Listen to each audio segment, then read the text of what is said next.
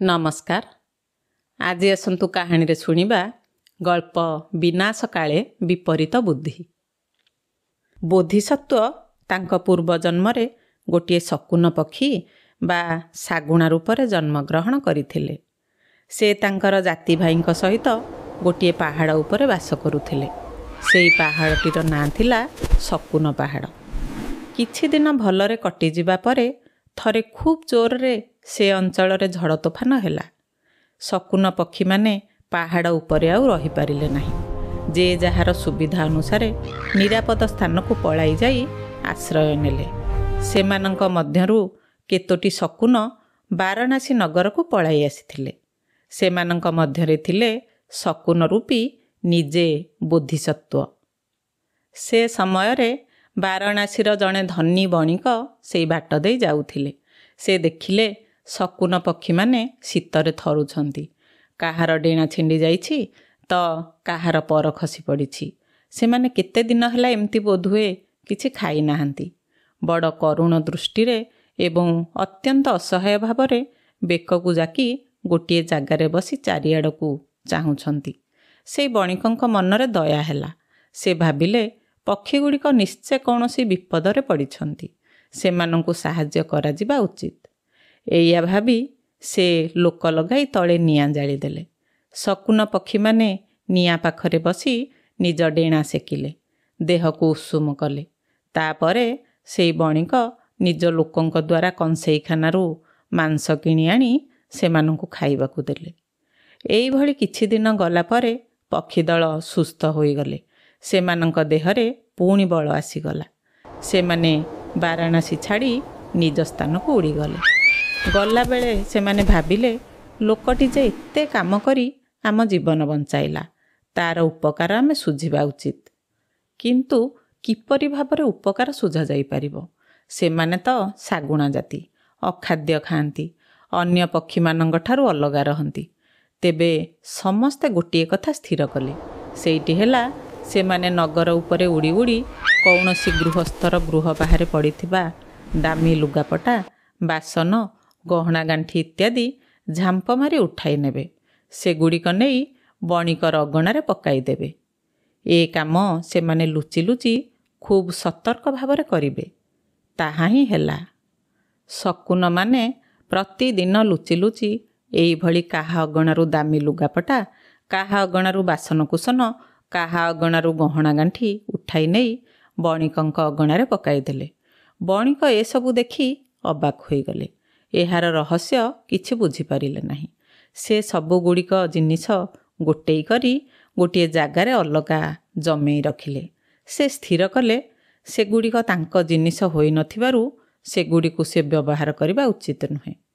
शकुन मानंकर अत्याचार रे नगरवासी अतिष्ठ होई पड़िले।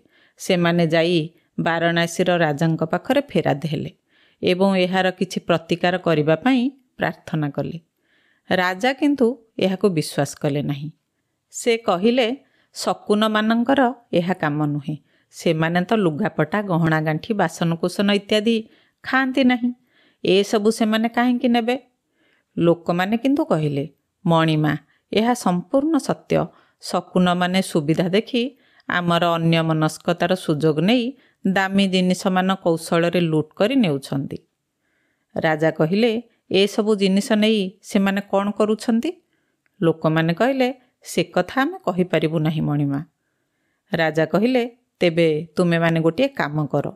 फास बसाई अति कमरे गोटिए शकुन को धरि आण।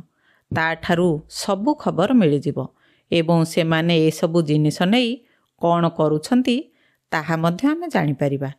आमे हुए तो लूट होइथिबा सेई जिनिस गुड़िकु उद्धार करि परिबा। ता परदिन ठारू लोक माने फास बसाई शागुणा को धरिबा पई उद्यम आरंभ करिदेले। दुर्जोग को गोटिए शागुणा धरा पड़ीगला। से थिला दलपति। से हेउछंती निजे शकुन रूपी बोधिसत्व। बोधिसत्व को राजांक पाखकु नियागला। दरबार रे कौतूहलर सहित बहु लोक उपस्थित थांती। राजा सेई दलपति शकुन को पचारिले, गत केते दिन हला ए नगर रे जो अत्याचार चलीछि ताहा तुमे जानिछ? दलपति कहिले, हाँ महाराज, ମୋର ବନ୍ଧୁମାନେ ଏ କାର୍ଯ୍ୟ କରୁଛନ୍ତି। ରାଜା ପଚାରିଲେ, ଏଭଳି କାର୍ଯ୍ୟ କାହିଁକି କରୁଛ? ଦଳପତି ସବୁ କଥା ବର୍ଣ୍ଣନା କଲେ। କହିଲେ, ଯେଉଁ ଲୋକଟି ଆମମାନଙ୍କୁ ଅସମୟରେ ସାହାଯ୍ୟ କରି ଆମ ଜୀବନ ବଞ୍ଚାଇଛନ୍ତି, ତାଙ୍କ ଉପକାର ଶୁଝିବା ପାଇଁ ଆମେ ଏଇ କାର୍ଯ୍ୟ କରୁଛୁ। ରାଜା କହିଲେ, ଜଣଙ୍କର ଉପକାର ଶୁଝିବା ପାଇଁ ତୁମେ କ'ଣ ଅନ୍ୟ ଜଣଙ୍କର ସମ୍ପତ୍ତି ଲୁଟ୍ କରିବ? ଦ୍ୱିତୀୟତଃ, ଶାଗୁଣାମାନଙ୍କର ଦୃଷ୍ଟିଶକ୍ତି କୁଆଡ଼େ ଏତେ ପ୍ରଖର ଯେ ସେମାନେ ଆକାଶରେ 100 ଯୋଜନ ଉଚ୍ଚରେ ଥାଇ ତଳେ ମଲା ଜୀବଜନ୍ତୁଙ୍କ ଶରୀର ଦେଖିପାରନ୍ତି। ତୁମେ ତେବେ ଏଇ ଫାଶଟାକୁ କିପରି ଦେଖିପାରିଲ ନାହିଁ ଏବଂ ସେଥିରେ ଧରା ପଡ଼ିଗଲ କିପରି? ଶକୁନ ଦଳପତି କହିଲେ, ମହାରାଜ, ଆପଣ ଯାହା କହିଲେ ତାହା ଅବଶ୍ୟ ସତ୍ୟ, କିନ୍ତୁ କୁହାଯାଇଛି ବିନାଶ କାଳେ ବିପରୀତ ବୁଦ୍ଧି। ପ୍ରାଣୀର ଶେଷ ବେଳ ଆସିଗଲେ ତାକୁ ଏଇଭଳି ମନ୍ଦପଥ ଦେଖାଯାଇଥାଏ। ସେ ଉଚିତ ଅନୁଚିତ ବିଚାର କରିପାରେ ନାହିଁ। ତାର ଆଖି ଥାଇ ମଧ୍ୟ ସେ ଅନ୍ଧ ହୋଇଯାଏ। ସେ ଅବାଟରେ ଚାଲିଯାଏ। ଏହା ହେଉଛି ସଂସାରର ଧର୍ମ। ଆମମାନଙ୍କ କ୍ଷେତ୍ରରେ ତାହା ହିଁ ହୋଇଛି। ରାଜା କହିଲେ, ତୁମର ଏଇ ମନ୍ଦ କାର୍ଯ୍ୟ ନିମନ୍ତେ ମୁଁ ତୁମ ଶକୁନ ବଂଶକୁ କଠୋର ଦଣ୍ଡରେ ଦଣ୍ଡିତ କରିବାକୁ ଚାହେଁ। ବୋଧିସତ୍ତ୍ୱ କହିଲେ, ମହାରାଜ, ଯାହା ଦଣ୍ଡ ଦେବାର କଥା ମୋତେ ଦିଅନ୍ତୁ। ଦଳପତି ଭାବରେ ସେମାନଙ୍କୁ ଏଭଳି ମନ୍ଦ କାର୍ଯ୍ୟରୁ ମୁଁ ବାରଣ କରିପାରି ନାହିଁ। ତେଣୁ ସମସ୍ତ ଦଣ୍ଡ ଭୋଗ କରିବାର ଅଧିକାରୀ ମୁଁ। ଖବର ପାଇ ନଗରର ସେଇ ବଣିକ ଜଣକ ରାଜଦରବାରରେ ଉପସ୍ଥିତ ହେଲେ। ସେ କହିଲେ, ମହାରାଜ, ମୋ ଅଗଣାରେ ଯେତେ ଜିନିଷ ପଡ଼ିଥିଲା ସେସବୁକୁ ମୁଁ ଏକାଠି ସାଇତି ରଖିଛି।